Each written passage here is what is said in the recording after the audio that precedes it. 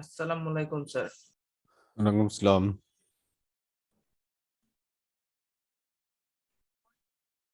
Sir আসসালামু আলাইকুম। ওয়ালাইকুম আসসালাম।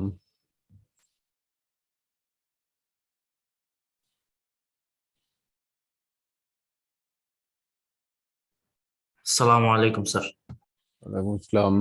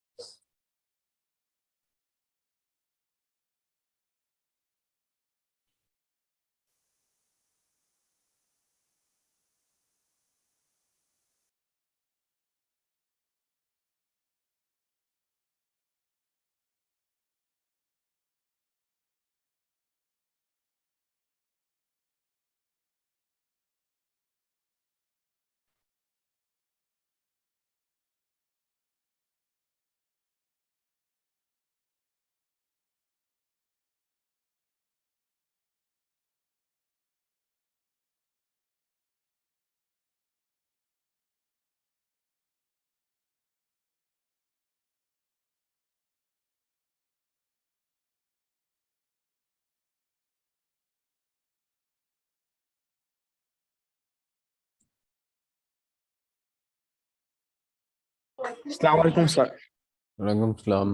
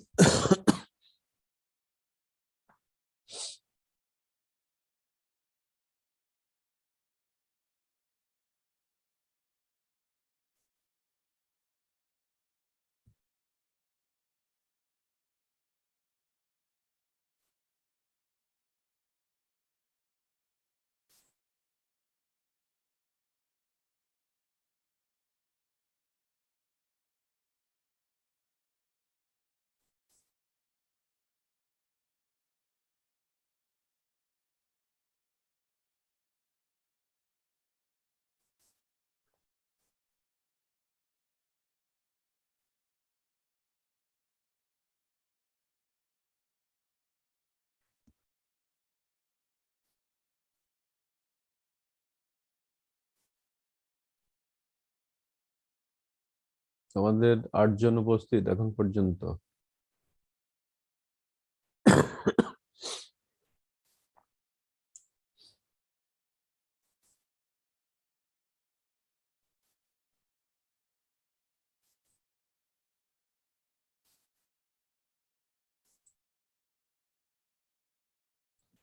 স্লাইড দেখতে পাচ্ছ? जी सर। জি স্যার, দেখতে পাচ্ছি স্যার। আজকে আমাদের আলোচ্য বিষয় अस्सलाम वालेकुम सर। ওয়ালাইকুম আসসালাম।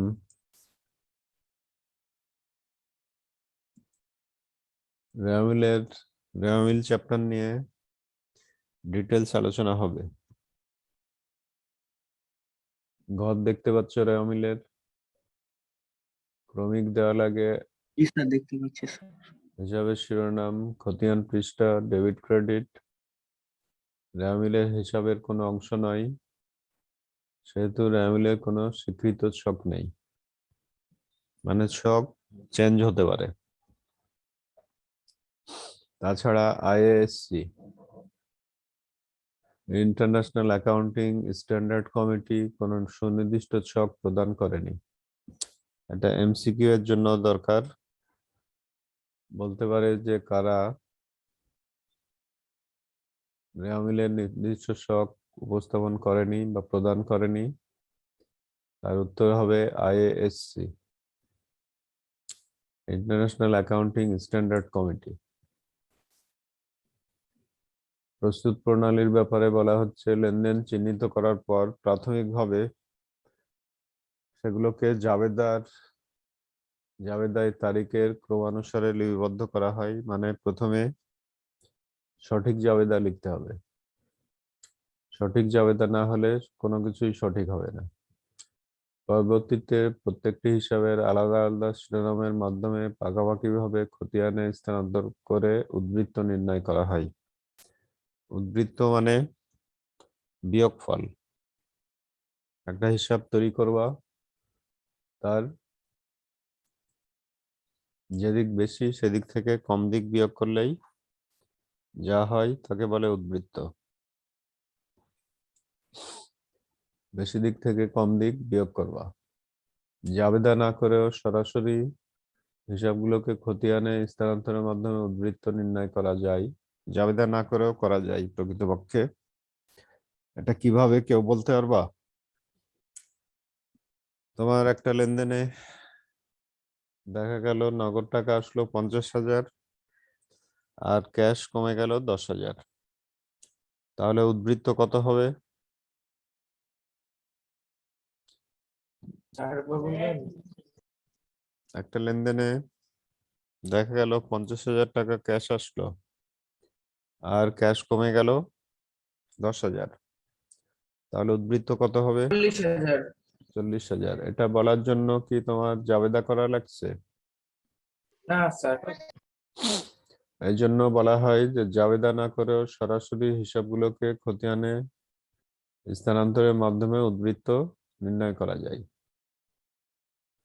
খতিয়ানের সকল হিসাবের উদ্বৃত্ত নির্ণয় করার পর ডেবিট উদ্বৃত্তগুলোকে ডেবিট দিকে, তার মানে যেসব হিসাবের ডেবিট দিকে টাকা বেশি তা ডেবিট দিকে বসবে, আর ক্রেডিট উদ্বৃত্তগুলোকে ক্রেডিট দিকে। যেসব হিসাবের ক্রেডিটের টাকা বেশি তা ক্রেডিট দিকে আলাদা কাগজে বা খাতায় লিপিবদ্ধ করে দেওয়া বিল প্রস্তুত করা হয়। যার ক্রেডিটে টাকা বেশি তা লিখবা ক্রেডিটে, আর যার ডেবিটে টাকা বেশি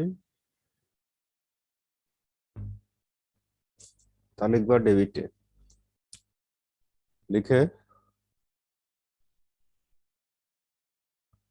রেওয়া প্রস্তুত করা হবে। তারপরে বলা হচ্ছে যে বিশেষভাবে বিবেচ্য বিষয় রেওয়া প্রস্তুতকরণের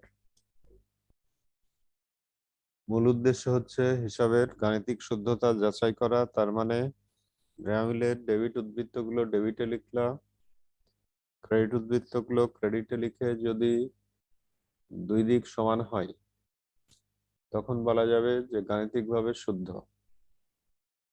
সে লক্ষ্যেই প্রতিটি উদ্বৃত্ত যাতে করে সঠিকভাবে রেওয়া অন্তর্ভুক্ত হয় তার জন্য রেওয়া প্রস্তুতের পূর্বে বিশেষ সতর্কতা এবং কিছু বিষয় বিবেচনা করা করে রেওয়া প্রস্তুত করা হবে।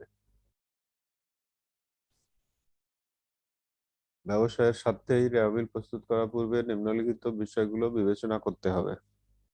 এই জন্য বিবেচনা করতে হবে যে একটা জিনিস কি দুইবার লেখা যাবে? একবার তুমি টোটাল ক্রয় লিখলা, ক্রয়েরই একটা অংশ হচ্ছে অবিক্রিত পণ্য বা সমাপনী মজুদ পণ্য, তাহলে সমাপনী মজুদ পণ্য কি আবার লেখা যাবে? আচ্ছা। না স্যার। এই জন্যই সমাপনী মজুদ পণ্য লেখা যায় না। মজুদ পণ্য লিপিবদ্ধকরণের সতর্কতা অবলম্বন করতে হয়। প্রারম্ভিক মজুদ পণ্যের মূল্যকে রেওয়া প্রস্তুতের তারিখে ব্যয় বা খরচ স্বরূপ গণ্য করে রেওয়া ডেবিট কলামে দেখাতে হবে।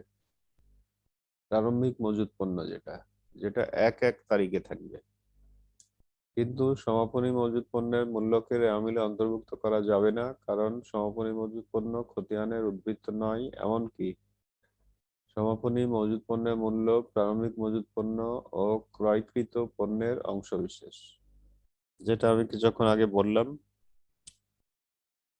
টোটাল ক্রয় লিখলা, ক্রয়েরই একটা অংশ হচ্ছে অবিকৃত পণ্য, তাহলে অবিকৃত পণ্য বা সমাপনী মজুদ পণ্য কি আবার লেখা যাবে? না স্যার, এই জন্যই একবার লিখবেন। সমাপনী মজুদ পণ্য লেখা যায় না।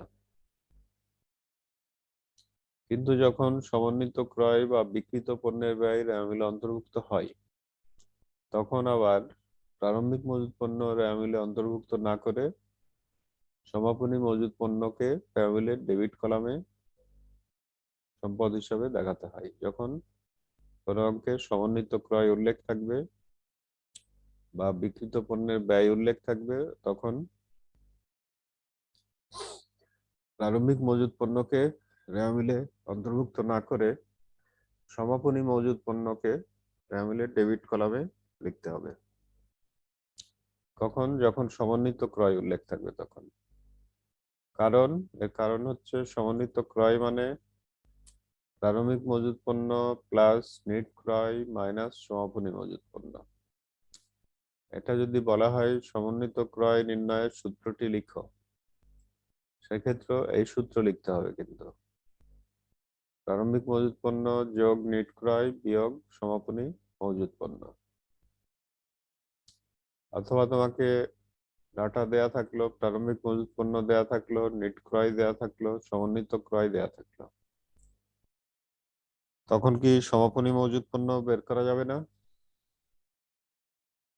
জি স্যার, এভাবে স্যার। জি স্যার, বের করা যাবে স্যার। প্রারম্ভিক মজুদ পণ্য নিট ক্রয় থাকলো আর সমন্বিত ক্রয় দেয়া থাকলো, তখন কিন্তু সমাপনী মজুদ পণ্য নির্ণয় করা যাবে।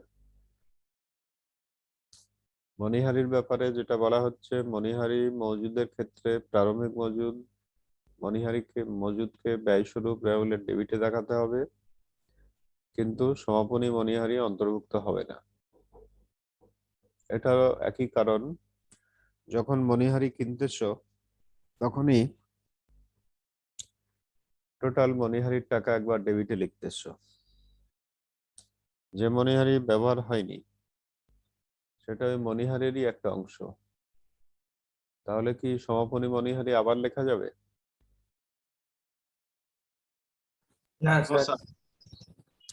এজন্য লেখা যাবে না। হাতে নগদ, ব্যাংক জমা, দেনাদার পাওনাদার প্রভৃতি চলতি সম্পদ এবং চলতি দায়ে প্রারম্ভিক উদ্বৃত্ত রেওয়ামিলে আসবে না।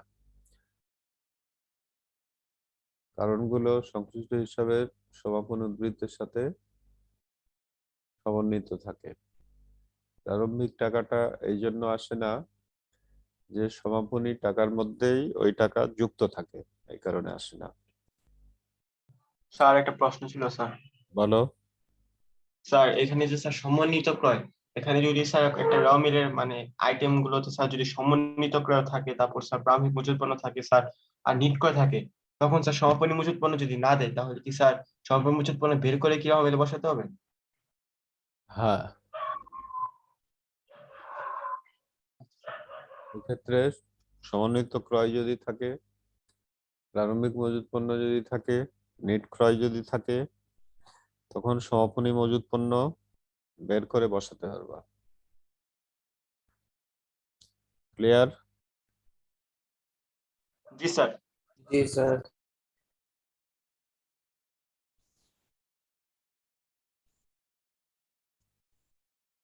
তারপরে স্লাইডে যেটা বলা হচ্ছে, সম্পদের বিপরীতে সৃষ্ট সঞ্চিতি।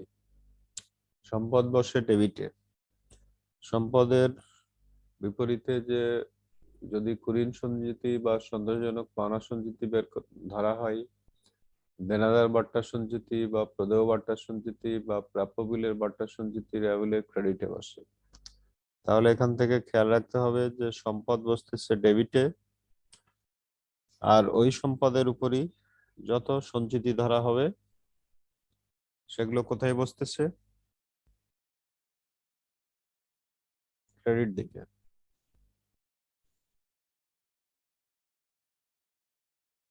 পাঁচ নম্বর পয়েন্টটা লক্ষ্য করো, সম্পদের বিপরীতে সৃষ্ট সঞ্চিতি রেওয়ামিলের ক্রেডিটে বসে। সম্পদ বসে কোন দিক? ডেবিট। আর সম্পদের বিপরীতে ক্রেডিট। সঞ্চিতি যা বের করা হবে সেগুলো বসবে ক্রেডিটে। আবার দায়ের বিপরীতে সৃষ্ট সঞ্চিতি, দায় বসে কোন দিকে? দায় বসে রেওয়ামিলের ক্রেডিটে। দায়ের বিপরীতে যে সঞ্চিতিগুলো সৃষ্টি করা হবে এগুলো বসবে ডেবিটে। যেমন পাওনাদার বাট্টা সঞ্চিতি, প্রাপ্য বাট্টা সঞ্চিতি বা পাওনা বাট্টা সঞ্চিতি বা প্রদেয় বিলের বাট্টা সঞ্চিতি। হিসাব বিজ্ঞানের রক্ষণশীলতার প্রথা অনুসারে দায়ের বিপরীতে সঞ্চিতি ধার্য অনিশ্চিত। যদি হিসাব বইতে ধার্যকৃত অবস্থায় পাওয়া যায় তবে রেওয়ামিলের ডেবিট কলামে লেখা যেতে পারে দায়ের বিপরীতে সঞ্চিতি ধার্য পরিহার করাই উত্তম। এটা এমসিকিউ এর জন্য খুব দরকার যে কোনটি পরিহার করা উত্তম। তখন কি বলবো? স্যার, দায়ের দায়ের বিপরীতে সঞ্চিতি। সঞ্চিতি স্যার। দায়ের বিপরীতে সঞ্চিতি ধার্য পরিহার করাই উত্তম। স্যার এখানে স্যার প্রদেয় বলতে স্যার পাওনাদার বোঝায় না স্যার, ওই যে 5 নাম্বার স্যার প্রদেয় বার্তা সঞ্চিতি স্যার। এখানে তো স্যার প্রদেয় বলতে আমরা স্যার দায়কে বুঝি স্যার, এখানে প্রদেয় বার্তা সঞ্চিতি রাখা কেন? এখানে প্রাপ্য বার্তা সঞ্চিতিও বলা যেতে পারে, আর যেহেতু সম্পদের বিপরীতে ধরা হচ্ছে প্রাপ্য বার্তা সঞ্চিতি, শুধু বার্তা সঞ্চিতি সবই বলা যেতে পারে। তাহলে স্যার 6 নাম্বার স্যার যে প্রাপ্য বার্তা সঞ্চিতি রাখা, তাহলে স্যার ওটাকে আমি প্রদেয় বার্তা সঞ্চিতি বলতে পারবো? এখানে এখানে তোমার পাওনাদার বার্তা সঞ্চিতি বলবা, অথবা প্রাপ্য বার্তা সঞ্চিতি বলবা, অথবা পাওনা বার্তা সঞ্চিতি। একটা জিনিসেরই অনেক নাম আছে। তোমার একটা আসল নাম আছে, আবার ডাক নাম আছে না? জি স্যার। তেমন তোমাকে খালি বুঝতে হবে যদি সম্পদের বিপরীতে সঞ্চিতি ধরা হয় তাহলে সম্পদ বসে ডেবিটে, সম্পদের বিপরীতে সঞ্চিতি বসবে ক্রেডিটে। Credit sir. আবার দায় বসে ক্রেডিটে, দায়ের বিপরীতে যদি সঞ্চিতি ধরা হয় তাহলে সেটা কোথায় বসবে? স্যার তাহলে ডেবিটে বসবে স্যার। ডেবিটে বসবে স্যার। এইভাবেই লক্ষ্য রাখতে হবে। কতিপয় হিসাবের সাথে প্রদত্ত বা প্রাপ্ত উল্লেখ থাকে না, সেক্ষেত্রে হিসাবগুলোকে প্রদত্ত ধরে বলে ডেবিটের দিকে লিখতে হবে। প্রাপ্ত বা প্রদত্ত এরকম উল্লেখ থাকে না, তখন ডেবিট দিকে লিখতে হবে, যেমন ভাড়া, বাট্টা, কমিশন, সুদ ইত্যাদি। এটার কারণ এই কারণ হচ্ছে এই যে তুমি বাইরে থেকে এসে বাসায় হিসাব করলা যে তোমার কত খরচ হয়েছে, তখন যে তুমি লিখো যে বাস ভাড়া এত টাকা, কলম এত টাকা, এটা দিয়ে কি বোঝাই? এটা দিয়ে কি প্রদান বোঝায় না প্রাপ্তি বোঝায়? প্রধান। এটা দিয়ে কি বোঝাই? প্রদান বোঝায় স্যার না প্রধান, প্রধান স্যার প্রধান। প্রদান বোঝায়। ঠিক তেমন এখানেও এটা প্রদানের মধ্যে বিবেচনা করতে হবে।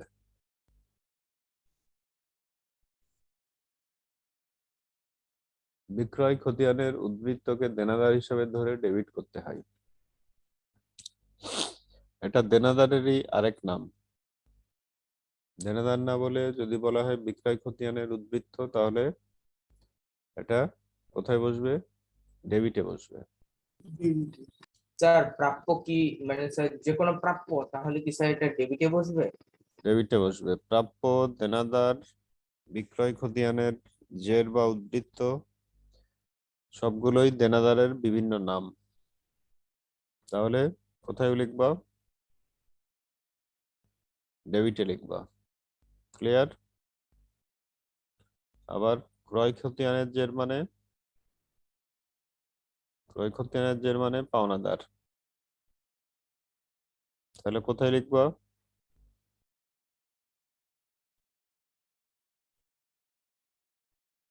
ক্রেডিট দিকে। ক্রয় খতিয়ানের উদ্বৃত্ত পাওনাদার হিসাবে ধরে ক্রেডিটে করতে হবে। অনেক সময় সম্ভাব্য দায়, সম্ভাব্য সম্পদ রেওয়ামিলের ভিতরে আসবে না, কারণ সেগুলো নিশ্চিত দায় বা সম্পদ নয়। সম্ভাব্য দায় ও সম্পদকে পাদটীকা হিসাবে রেওয়ামিলের নিচে উল্লেখ করা যেতে পারে। সম্ভাব্য দায় যদি থাকে তাহলে রেওয়ামিল করা তোমার শেষ হয়ে গেল। এর নিচে হিসাবের বাইরে লিখতে পারো যে সম্ভাব্য দায় এত টাকা। এখন এই স্লাইড থেকে কিছু জানার থাকলে বলো। এই স্লাইড থেকে কারো কিছু জানার আছে? সম্ভাব্য দায় সম্ভাব্য সম্পদ বলতে কি বোঝায়? যেটা এখনো তোমার সম্পদ হয়নি, যেগুলো অনিশ্চিত, এই জন্য সেগুলো অনিশ্চিত হওয়ার কারণে দেখানো যাবে না। যেটা ঝুলন্ত অবস্থায়, তুমি 5 পেতে পারো নাও পারো, তাই না? তাহলে কি এটা লেনদেন হয়েছে এখনো? তাহলে এটা লেনদেন না হয়নি, স্যার। এটা এখনো নিশ্চিত না, এই জন্য এখনই বলা যাবে না। এখনই কেউ কনফার্ম বলতে পারবে না যে আমি 5 পাবো। পারফরমেন্স খারাপ হলে তখন 5 পাওয়া যাবে না। এরপর দেখো ডেবিটে যেসব আসে, যাবতীয় সম্পদ সমূহ র্যামুলের ডেবিটে আসে, যত ধরনের সম্পদ আছে, যাবতীয় খরচ র্যামুলের ডেবিটে আসে। ক্রয়, প্রারম্ভিক মজুদ, মজুরি, বেতন, বিজ্ঞাপন, ভাড়া, কুরিন, বাট্টা ইত্যাদি। কুরিনের আরেক নাম কি?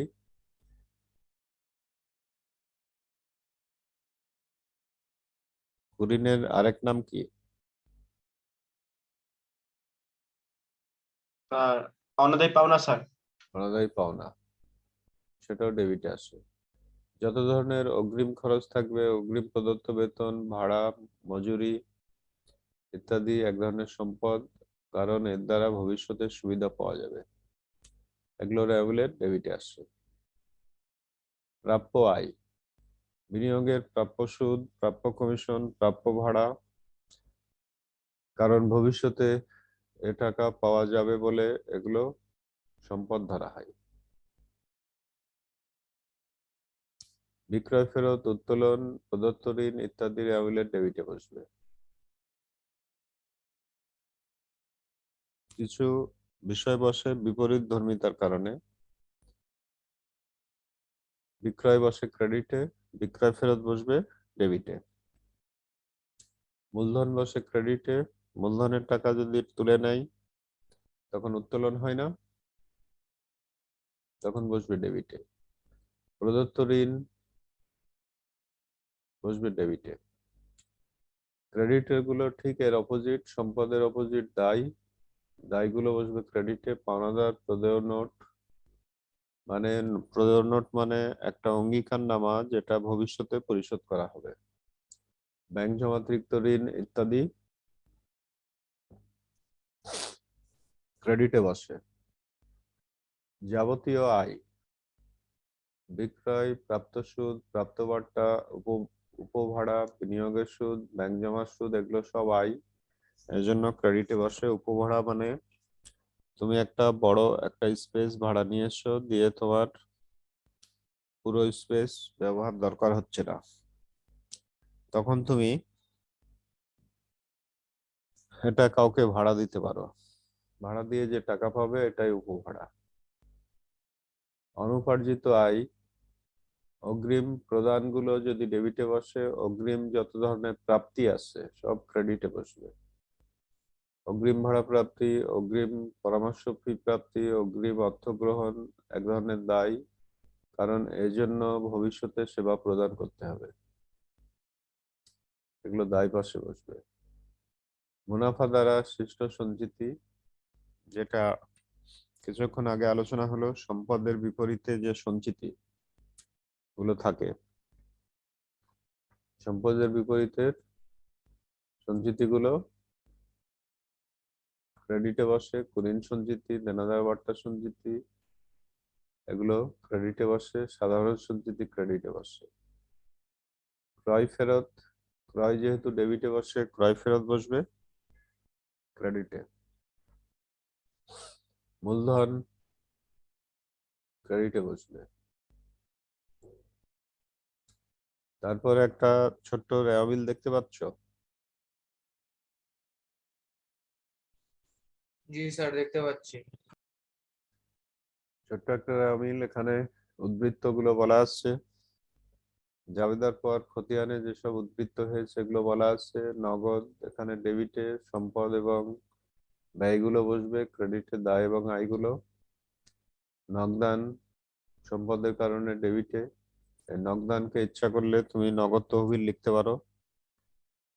মূলধন মানে বাইরে থেকে গৃহীত টাকা, যে টাকা গ্রহণ করা হয়েছে এই মূলধন ক্রেডিটে বসবে।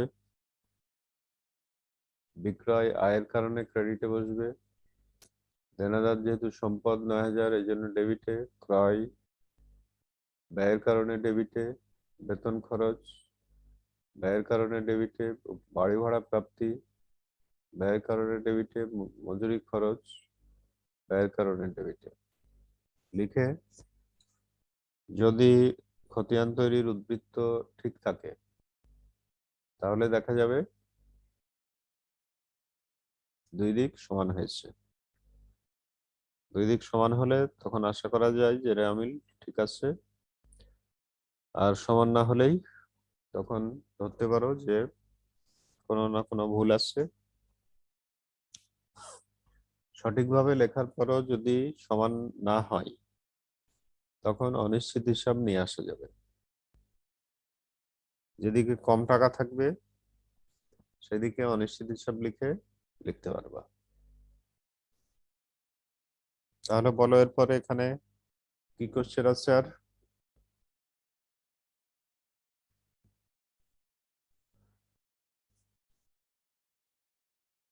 আরো কোনো প্রশ্ন থাকলে বলো। যা আলোচনা করলাম এতক্ষণ স্যার একটা প্রশ্ন ছিল স্যার, বলো বিবরণী ছক নিয়ে স্যার একটা। বলো। স্যার আসবাবপত্রের অপচয় ধরা হলো স্যার 2,000 টাকা। এখানে স্যার যে অপচয় সেটা স্যার বিবরণী হিসাবে কোন কোন খাতে আসবে? অবশ্যই ব্যয়ের কারণে মালিকানা সত্ত্ব কমে যাবে। মালিকানা সত্ত্ব ঘরে মাইনাস করবা। জি অন্যদিকে স্যার। আসবাবপত্রের অবচয় যদি ধরো আসবাবপত্রের মূল্য কমে যাবে এই জন্য আসবাবপত্রের ঘরেও মাইনাস করবা। স্যার এখানে স্যার পুঞ্জীভূত হিসাব কোনো কারণে আসবে না স্যার? এখানে এখন যে পদ্ধতি চলতেছে জাবেদাতে পুঞ্জীভূত অবচয় হয় ঠিক আছে, কিন্তু বিবরণী ছক করার সময় সাধারণত আসবাবপত্রের মূল্য কমানো হয় আর মালিকানা সূত্র থেকে স্যার অবচয় ব্যয় হিসেবে বাদ যায় স্যার। ব্যয় হিসেবে বাদ যায়।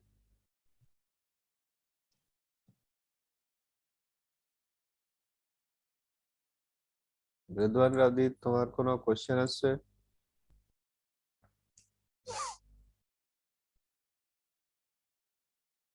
রেদওয়ান রাদি শুনতে পাচ্ছ?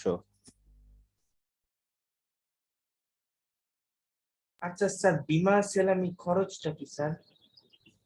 কোনো ঝুঁকি কোনো কোম্পানি বহন করবে, এই বিনিময়ে ওই কোম্পানিকে যে টাকা দিবা বীমা কোম্পানিকে, এটাই বীমা সেলামি। স্যার, যারা এক্ষেত্রে অনেক ব্যয় হয়। এটা ব্যয় হয়। ওকে। তুমি বড় হয়ে একটা গাড়ি কিনলা, গাড়ির বীমা করলা একটা ইন্স্যুরেন্স কোম্পানির কাছে। বীমা করা থাকলে বাই চান্স তোমার গাড়ি ক্ষতিগ্রস্ত হলে তুমি ক্ষতিপূরণ পাবে। এই জন্য বীমা কোম্পানিকে যে টাকা দিবে এটাই বীমা সেলামি। এটা তোমার জন্য খরচ আর বীমা কোম্পানির জন্য এটা আয়। এখন রেদওয়ান রাদিত শুনতে পাচ্ছ? জি স্যার। থ্যাংক ইউ কথা বলার জন্য। এখন আমরা যে কি আলোচনা করলাম আমরা তখন, তাহলে আচ্ছা স্যার, ইমান সালামি আর শিক্ষানবিশ সালামের মধ্যে পার্থক্য কি স্যার? বীমা সেলামি একটু আগে যেটা বললাম যে ঝুঁকি কোনো কোম্পানি গ্রহণ করবে তোমার কোনো সম্পদের, এই জন্য যার টাকা দিবা এটা বীমা সেলামি, এটা ব্যয়। আর শিক্ষানবিশ ইসলামী হচ্ছে যারা চার্টার্ড অ্যাকাউন্টেন্সি পড়ে তারা কোনো কোম্পানি থেকে যে টাকা পায় এটা সম্মানই পায় তারা। এটাই হচ্ছে শিক্ষানবিশ ইসলামী। জি স্যার। আর স্যার রেওয়া মিলে স্যার বিমা স্যার সালামি আর শিক্ষানবিশ ভাতাটা কি? যেটা দেয়া হবে যারা চার্টার্ড অ্যাকাউন্টেন্সি পড়ে তাদেরকে যে ভাতা দেয়া হবে এটা শিক্ষানবিশ ভাতা ব্যয় হবে। সেখানে ইসলামী হবে আই, এই জন্য রেওয়াবিলে ক্রেডিটে বসবে। ক্লিয়ার? জি স্যার। এখন রেদওয়ান রাদির জি স্যার। কিছু ডাটা বলো যেটা রেওয়াবিলে আসবে না। রেওয়াবিলে স্যার প্রারম্ভিক মজুত পণ্য স্যার। রেওয়াবিলে আসে না। আসবে না। কিছু ডাটা বলো যেগুলো রেওয়াবিলে আসবে না। এই ধরনের কিছু ডাটা বলো যেগুলো রেওয়াবিলে আসবে না।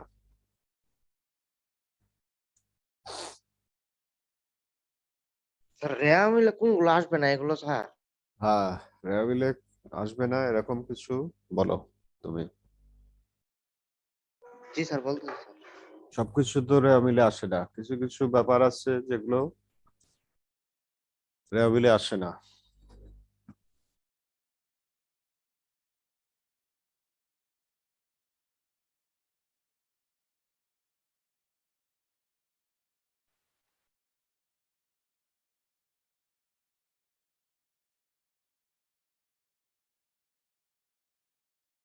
বলবা তুমি?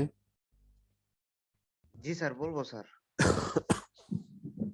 স্যার সমাপনী মজুত পণ্য স্যার 31 তারিখ যেটা স্যার সেটা আসে না স্যার। আচ্ছা, একটা বললা, তারপর আর তারপর প্রারম্ভিক নগদ তহবিল আসে না স্যার।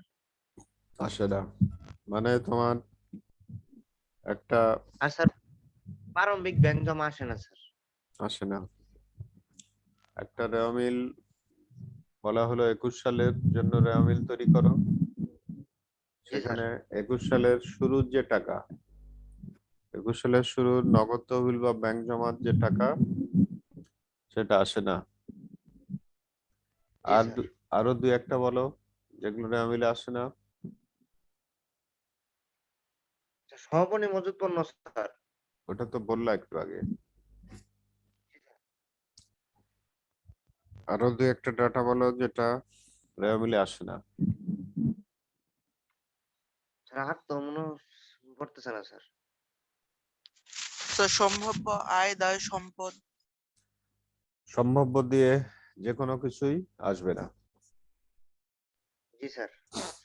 সম্ভাব্য আয় ব্যয় বলুক, সম্পদ বলুক, দায় বলুক, কোনোটাই রেওয়ামিলে আসবে না। এবার 12228 আবির। আবির শুনতে পাচ্ছ?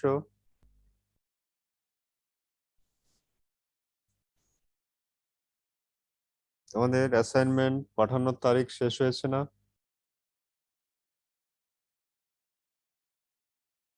Yes sir. জি স্যার। সবাই পাঠিয়েছো অ্যাসাইনমেন্ট যারা এখানে উপস্থিত আছো? জি স্যার স্যার পাঠিয়েছি। জি জি স্যার। স্যার পাঠিয়েছি স্যার। জি স্যার পাঠিয়েছি। এখন আবির স্যার 122 হুম আজকে পাঠাবো স্যার। আবির, এগুলো খুব গুরুত্বপূর্ণ অ্যাসাইনমেন্ট। বাই চান্স তোমাদের পরীক্ষা যদি না হয়, অ্যাসাইনমেন্টের মার্কসের ভিত্তিতে টেস্টে এলাও হবে। অ্যাসাইনমেন্টের মার্কসের ভিত্তিতে বোর্ডের রেজাল্টও হতে পারে। বাই চান্স পরীক্ষা যদি না হয় তাহলে এগুলো খুবই গুরুত্বপূর্ণ।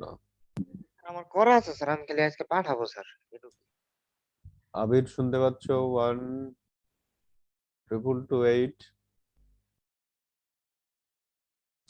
আবির কিছুই বলতেছে না। নাফিজ শাহরিয়ার 12218।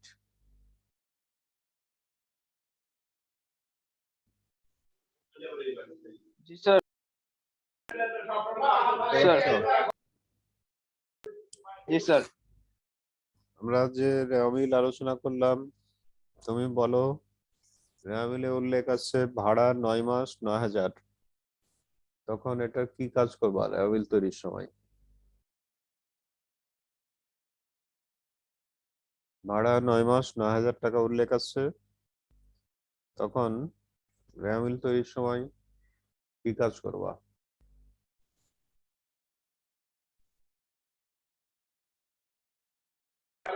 স্যার একবার বলেন তো।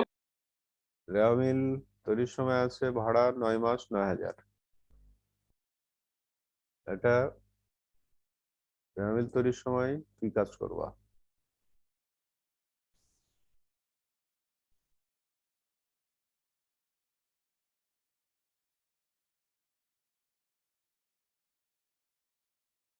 স্যার ভাড়া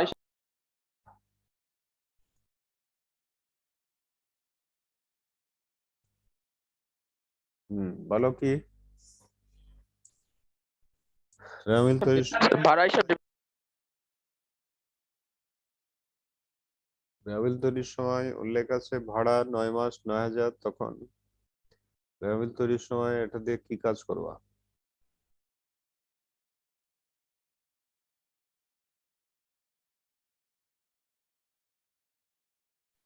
স্যার ভাড়া 9 মাস ডেবিট।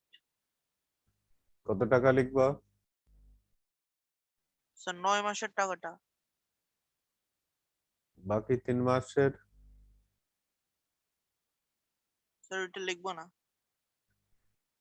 রেওয়া মিল তৈরির সময় বাকি 3 মাসেরটা কোনো কাজে লাগে না। বাকি 3 মাসেরটা কোথায় বের করা লাগবে? স্যার বিশদে বিবরণীতে স্যার। বিশদে দায় বিবরণী করার সময় বাকি 3 মাসের ওইসব ক্যালকুলেশন গুলো দরকার হবে। তারপর 8148 আবরার তাসিন।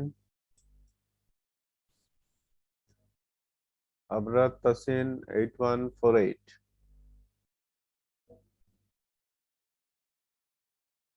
আবরার তাসিন শুনতে পাচ্ছ?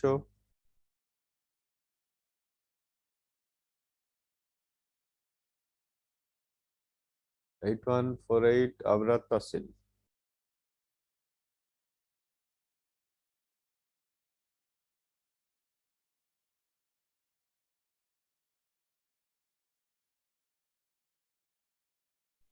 আবরার তাসিন 8148। মুশফিকুল আলম 13940। জি স্যার। শুনতে পাচ্ছ?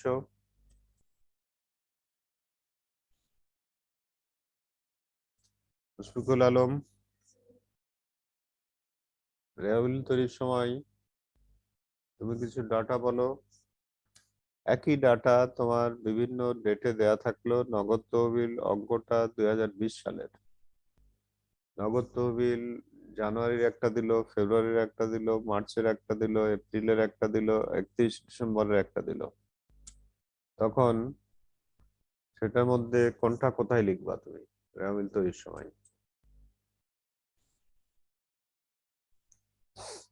13940 মুশফিক।